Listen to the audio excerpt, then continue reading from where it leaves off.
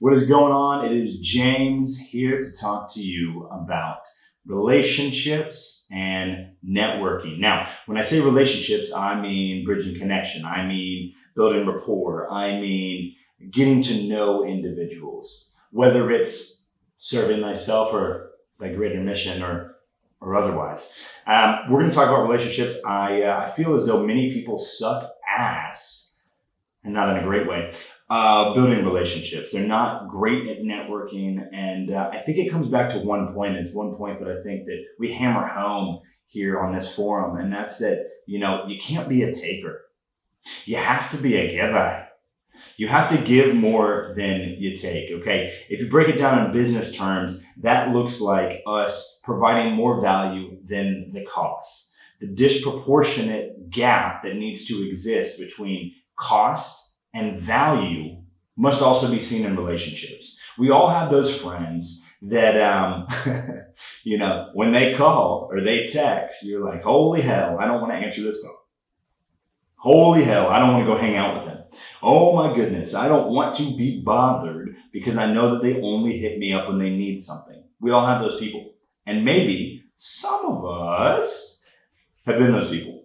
So I want to encourage you to go down the path of changing your value proposition as it pertains to building relationships. So let's jump in. We're going to go a little granular, and we're going to come back macro. And this is not going to be a long stint here. This is not going to be a 3-hour speaking engagement. But while I have your attention, I appreciate you being here, and I wanted to bring the good word to the people. So let's start back with relationships. Why are relationships important? Well, just as people, over-index their lives to run down the path of dating and chasing romance, oftentimes people do the same in platonic settings. Now, a relationship is, defined by Merriam-Webster is probably something silly that they're going to change next week, but relationships to me is just bridging that connection with another human.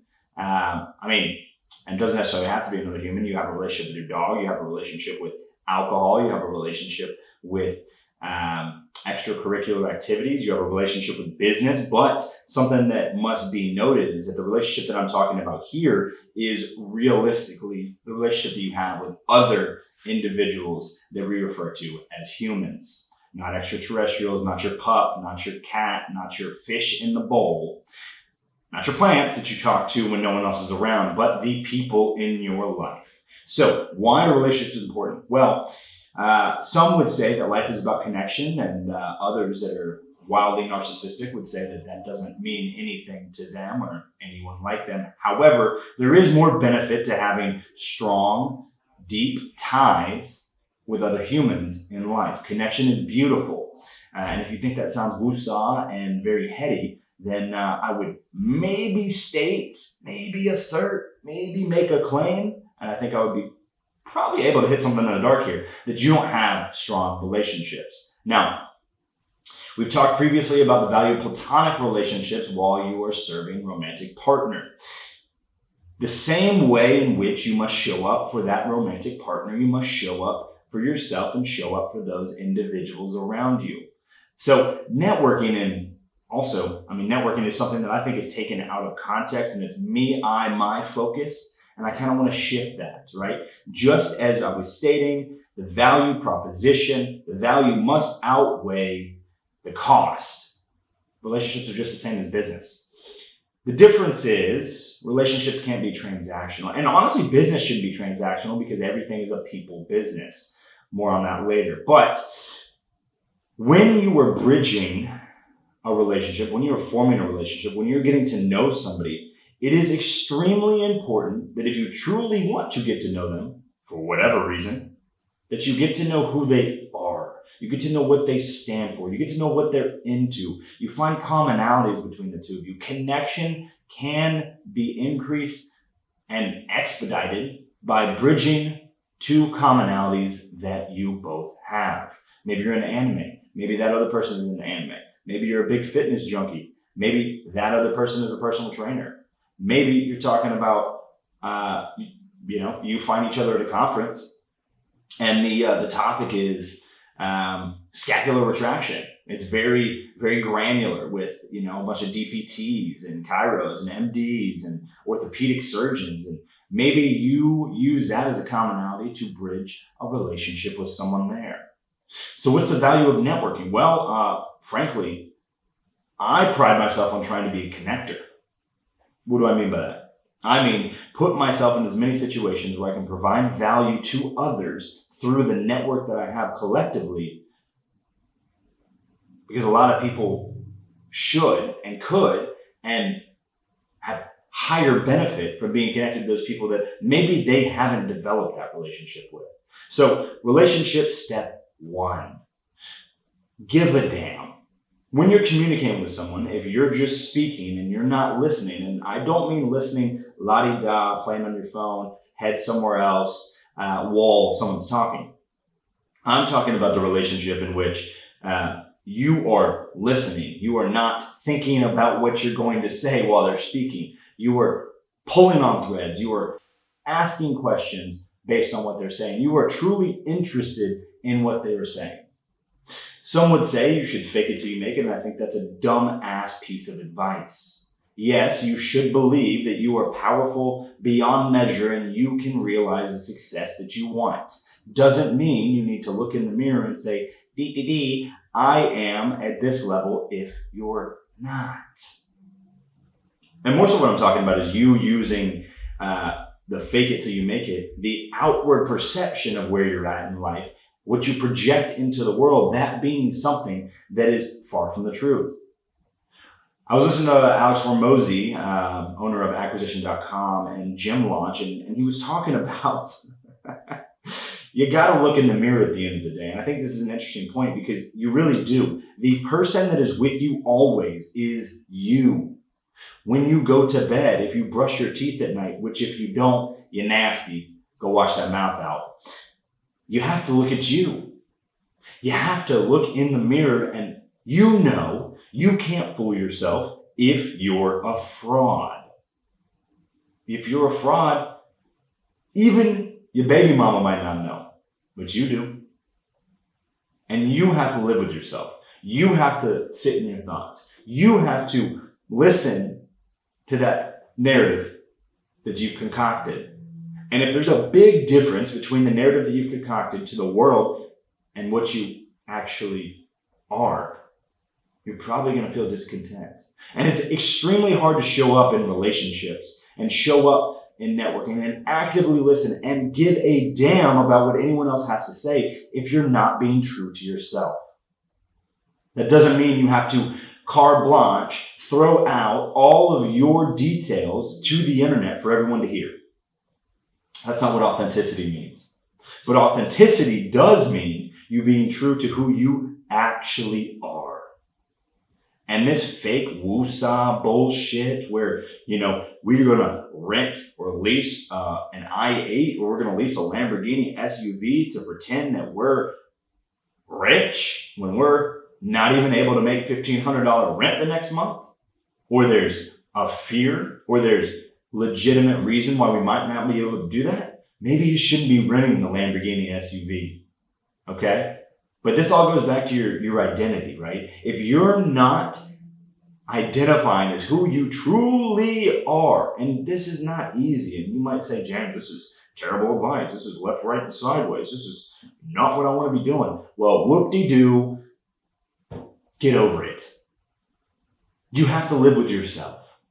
And you can't show up for others if you're not being true to you.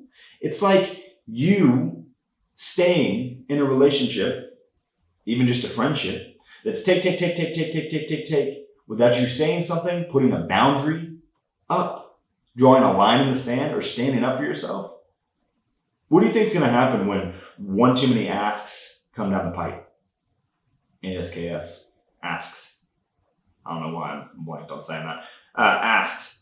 What do you think is going to happen? If I can tell you one thing that will probably happen, you're going to feel resentment. And maybe you're going to show it. And maybe you're going to flip out on that person. And that's definitely not what you should be doing. So how do we get around that? Well, you first show up like you would for you authentically. Number two, you give a damn. If you don't give a damn about what someone has to say, or you're not interested in listening to what they're about, or what they love, or what they're into, or how they live their life, you're not going to be able to bridge a relationship. Sure, you can fake it, and you can do that a few times here and there. But don't underestimate the power of the mind. People are not stupid. They might let the bag be pulled over their head for a little bit, but at some point there will be an awakening. People will see you for who you are. So first, again, show up authentically. Number two, give a damn. Okay? Because if you don't give a damn, all the rest of this stuff doesn't matter. And if you don't give a damn, well, I'm not sure that you have a great a great outlook, a great direction that you're going, a great perspective. But hey, if you want to show up like that, show up like that. I'm not going to stop you. I just don't think you're going to get very far. I don't think you're going to get very far at all. So, show up authentically, give a damn. Number three would really be lengthen the timeline, lengthen the horizon for success, lengthen the relationship outcome duration. Okay, I have a few close friends, and one of them, I have a few close male friends and a few close female friends, and my few close female friends, most of them they have been developed over long time horizons. I've shown up consistently for them when they've been in need, and they've done the same for me. Absolutely have done the same for me. If you're not showing up for those that you claim to be friends with, or those that you claim you want a relationship with, and they're not doing the same for you, where does the relationship exist? It's a trick question. It doesn't exist. So you need to lengthen the time horizon. On top of that, don't have frivolous conversation, and you got 2 ears. You got one mouth. 2 ears, one mouth. You definitely can lose if you don't shut the hell up. Listen. Listen more. Listen way more than you speak. Okay? People will often give you information that you need. Oftentimes that you need to show up better for them. But if you don't give anyone any room to speak, what the hell do you think's going to happen?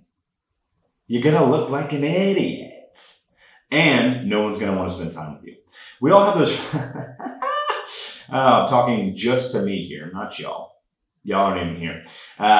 We all have those friends that are wildly negative, or those acquaintances that are wildly negative. What happens when we spend time with those people? We get more negative. We become more reactive. Our fuse gets shortened. It is not a place to be. It's not a beneficial place to be in the slightest. And sometimes you gotta cut the fat. You gotta drop somebody off. You gotta open up the tailgate of the bed of the truck and let them go. Now, I'm not condoning you do that driving down the highway. Definitely don't do that. I mean, metaphorically speaking. So don't take that so literally. But you are who you spend your time with. So if you are constantly around these people that are negative, you're going to be negative. But I really only run down that tangent to say this. Don't be one of those friends or acquaintances or individuals that when people are in your absence, they talk about you being that person that's overly negative, that's overly Debbie Downer, that's negative Nancy. Okay? Nobody wants those people around them. Sure, misery loves company, and when they feel down, they might hit you up. But if you are literally only being plugged to hang out with someone when they're down on their luck, and you're not playing therapist, unpaid therapist for them, then I might say you're probably not showing up like you should be. So how do you network? Okay? Relationships, I think we can all agree that relationships are important. I think we all can agree that there's a big necessity to have relationships. But how does bridging a path with commonalities, with trust, with showing up, with asking pointed questions, with actively listening. How does that translate into networking? And what is networking? Well, in my mind, networking is just the interconnectivity of relationships. It's just not necessarily, social currency is not the right word for that, but it is the interconnectivity of those individuals. Who can you call on and who can call on you when something is in need? And I don't mean when your house is burning down. I mean when they need somebody for a vendor for something. I mean when they need advice about something. I mean when they need to be connected with somebody else that's a subject matter expert in an area that you can't help them with. Are you the connector? Because if you are, you might just have riches at the other end of that rainbow. You might just have some gold, Mr. Lucky Charms. You might just have something there waiting for you if you can be that connector. But to be that connector, you have to be very careful how you balance the power. With great power comes great responsibility. I have no idea who the hell said it, but it's a great quote. I was having a conversation with a friend of mine not too recently. It was more recently, about an individual that is similar in desire to connect individuals as I am. However, what he failed to do was recognize that more oftentimes than not, he was putting himself ahead or forcing himself to be in the middle of all of the business dealings and the interactions with the people that he was connecting others with. Now, it's very easy to become narcissistic. It's very easy to become holier than thou, become egotistical, and think that you need to be in the middle of every interaction. You need to take a piece of the pie every time the pie gets cut and bit into. And I'm telling you, Barbie, you don't need to be. And in fact, if you are that selfish, now we're not talking finder's fees, okay? We're not talking, hey, someone gets connected and there's a business deal and there's $20 million on the table and you don't get a cut. That's not what we're talking about. I'm talking about the individuals who are like, hey, you know a photographer that I could use for this? Just connect them. The power of your network is legitimately the power of the individuals that recommend you for things when they're called upon. Not who you know. Who the hell knows you? Because if people don't know you and what gifts you have to bring to the world, if you haven't made it abundantly clear how you show up for people, why the hell would anyone care? You'll just be another individual like many people that come and go on the earth that don't have a big impact on life as we know it. And you won't be remembered one generation down the road. Much less the most prominent individuals in our generation will probably not be known 3 or 4 generations down the road. 200 years down the road. 300 years down the road. They're going to go anyways. But your legacy might die out in 20 years, which is sad as shit. But it's the unfortunate reality of most of our existences.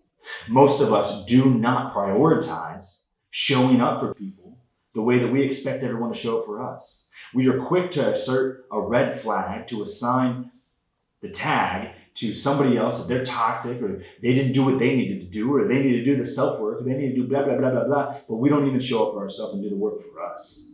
We don't even show up and make sure that when somebody needs something, we can provide that. We don't show up for those individuals that we call blood, family, friends. You know, we throw around this friend word like it's water. It means nothing these days, really, to most. To me, friend means a lot. Relationships are hard. They're not always going to be easy. You're going to have disagreements. You're going to have spots where you can't see eye to eye. That's okay. You must push through it. You must realize what the bigger mission here is. And in my mind, the bigger mission is show the hell up. If you're transactional with marketing, if you're transactional with networking, it's all, what can I get? What can I get? What can I get? What can you give me? You won't win. You will definitely win in the short run, but in the long run, people will see you for who you are. You will be against the wall wearing camouflage, but the back of the wall is white. You stand out like a sore thumb. Okay? So how do we do better? Well, I don't want to keep rambling. I don't want to keep talking about this. It's a one-way discussion currently. There's big benefits to networking and big benefits to relationship building. And there's actually a bigger benefit to you when you are selfless in service to these other people. And I think really that's the thesis right there. Be selfless in your pursuit of relationships and networking. Sure, you do have to have boundaries. You do have to have a line in the sand that you won't let people cross. But default to truth, default to trust, default to sitting in a place where believe people when they say something until they give you a reason not to. Trust but verify. There's a great book called Code of Trust by Robin Dreeke. Solid book that's talking about trusting by two FBI special agents. Great book. Another great recommendation would be Chris Voss's Never Split the Difference. It's about negotiation, but it's really about active listening and mirroring and labeling. It's also a wonderful book. Oren Klaff's Pitch Anything, and Oren Klaff's Never... I'll link the other book rec. There's some books where you can get this. Some of this is just practical knowledge. Some of this is just, not even knowledge, it's practical experience. You're gonna have to get out there and get after it, and you're gonna have to get out there and get after it without any expectations. That's the one thing that I definitely glossed over in these last two large macro recommendations. You got to surrender the outcome. You have to surrender the outcome. If you have an expectation around what's going to happen when you show up a certain way for people, you will always be disappointed. And if you set yourself up for failure over and over and over, what's going to happen? Oh, beep, beep, beep. You're going to fail. You're going to fail. One more time. Say it with me. You're going to fail. If you set yourself up for an emotional response based on the expectation that someone's going to reciprocate, even though reciprocity is one of the 4 laws of the universe. Check out the Kabbalion or the 4 Agreements. You're going to fail. You should always be reciprocal, but the expectation that others will just set you up for failure. It's just not going to work like that, guys. I'm sorry to tell you. I sit before you here today with a parrot on my shirt, and if you think that people are going to treat you the way that you treat them, you're wrong. You're wrong. Some of them are going to treat you better than you treat them. A lot of people will do that. And some people are going to show up like the toxic exes that you never stop talking about, and they're going to give you just what you thought they were going to. Nothing that you need. So, I don't want to go long-winded. We're at about 24 minutes right now. Relationships are important. Bridging the gap with commonalities are important. Networking is important. Showing up for others. Making sure you're selflessly serving. It will come back around. I promise you this. I'm going to give you one recommendation, or not even one recommendation, one anecdote from my life. There's a company that I did work for. In a brand partnership with another company that I was involved in.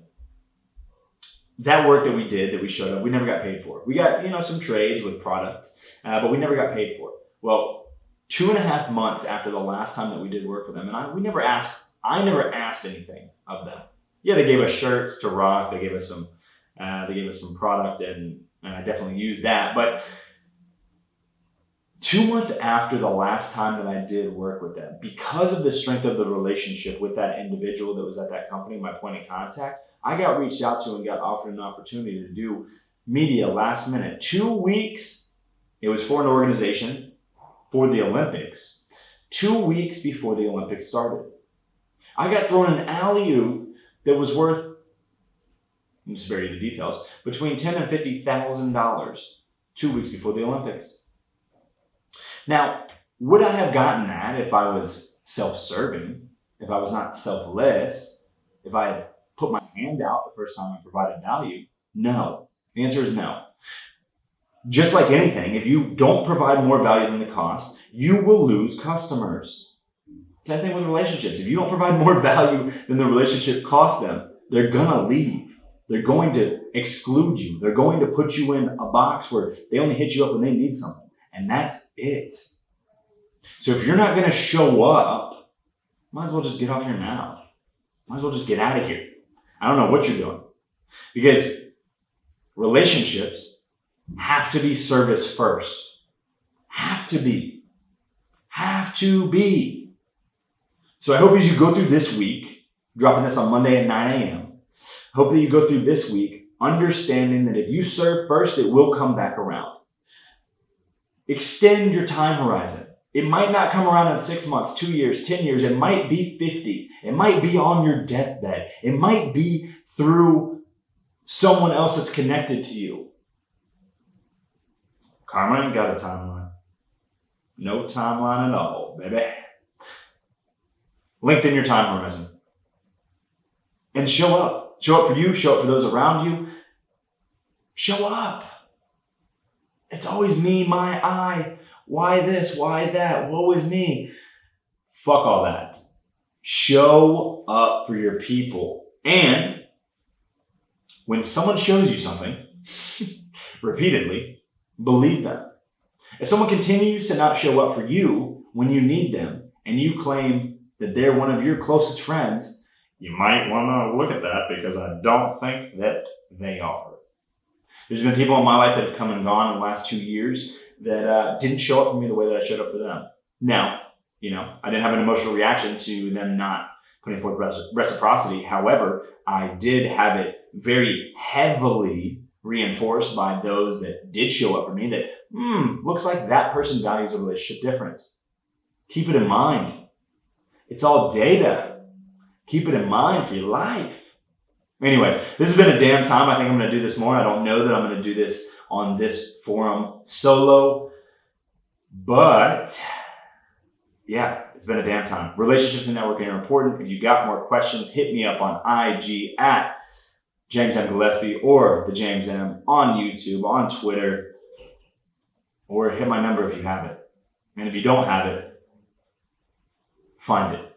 Anyways, hope you have a great rest of your week. I know we are just beginning, and I look forward to releasing some more content for you soon. Y'all stay blessed, and look out for the next episode, probably to be back with Savon and I in the studio. Might be virtual. We got shit popping these days. So we'll get back after it, though. I appreciate you coming out. Thank you so much for listening. Feel free to leave comments. Don't ask for a 5-star review, but if you want to leave a review on the podcast, run it. I'm eternally grateful for your authenticity and for your support and for you taking the time to show up and do that. So hope you have a great week. And if I can do anything for you, don't hesitate to reach out. Y'all stay blessed. Peace.